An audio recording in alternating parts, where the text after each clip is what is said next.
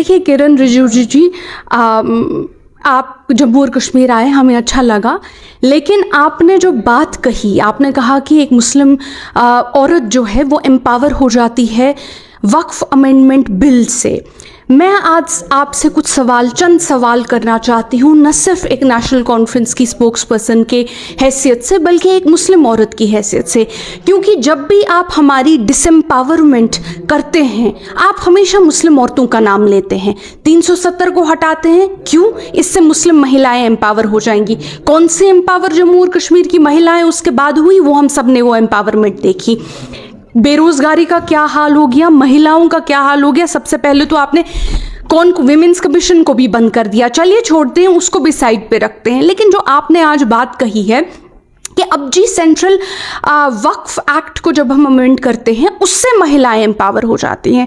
मुझे एक बात बताइए, मैं 2-3 चीज़ें आपके सामने रखना चाहती हूँ जो अमेंडमेंट्स आपने की हैं। मुझे ये बताइए, बड़े अदब से मैं पूछना चाहती हूँ कि इसमें किस प्रोविजन के तहत मैं एज अ मुस्लिम महिला एम्पावर हो जाती हूँ। पहले आप कहते हैं कि वक्फ बाय यूज़र को आप हटा देते हैं। वक्फ बाय यूज़र का मतलब है कि जो भी वक्फ प्रॉपर्टीज़ जैसे अस्तान, मस्जिद, ईदगाह, खानका, दरगाह, ये सारी प्रॉपर्टीज जो हैं ये वक्फ बाय यूजर कैटेगरी में आती हैं।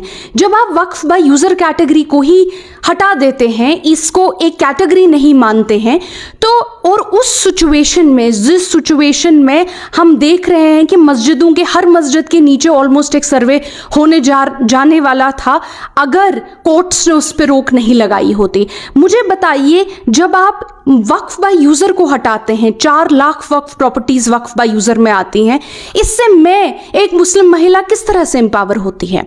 इससे अगर कोई एम्पावर होगा वो कम्युनल डिसहार्मनी फैलाने वाले लोग होंगे जो चाहते हैं कि एक तबके के लोगों को उनकी जो राइट्स हैं उनका कहीं ना कहीं जो है वायलेशन हो। हम लोग कम्युनल हार्मनी के वाले लोग हैं, पीस वाले लोग हैं।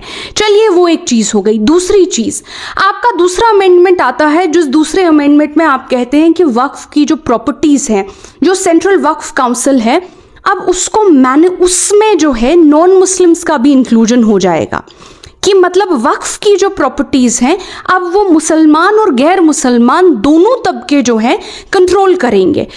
अगर मैं आपको कुछ और एक्ट्स की बात करूं, मिसाल के तौर पे Tamil Nadu Hindu religious and charitable endowments act हो गया, सिख गुरुद्वाराज एक्ट हो गया, या इस तरह के अलग अलग एक्ट्स हो गए, जिन एक्ट्स में हर मजहब ने अपने रिलीजियस इदारे जो हैं, चाहे टेम्पल हो, गुरुद्वारे हो, चर्चेस हो, अपने लोगों के तहत रखे हैं और उन्हीं को प्रॉपर्टी कंट्रोल करने का राइट दिया है।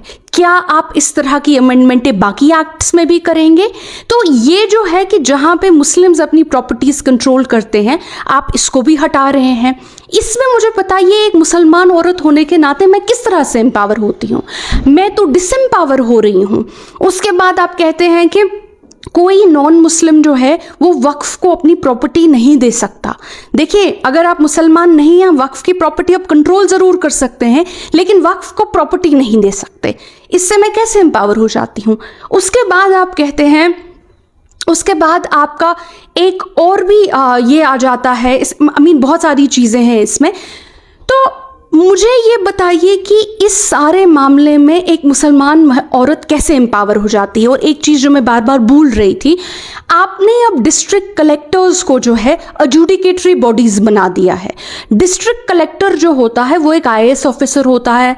मुझे बताइए, अगर वक्फ का तनाज़ा सरकार के साथ है, आपने सरकारी मुलाजिम को ही जुडिशरी बना दिया है और सरकारी मुलाजिम को ही जज बना दिया है, तो इससे हम कैसे एम्पावर होते हैं? ये तो हमारी डिसएम्पावरमेंट की बात है।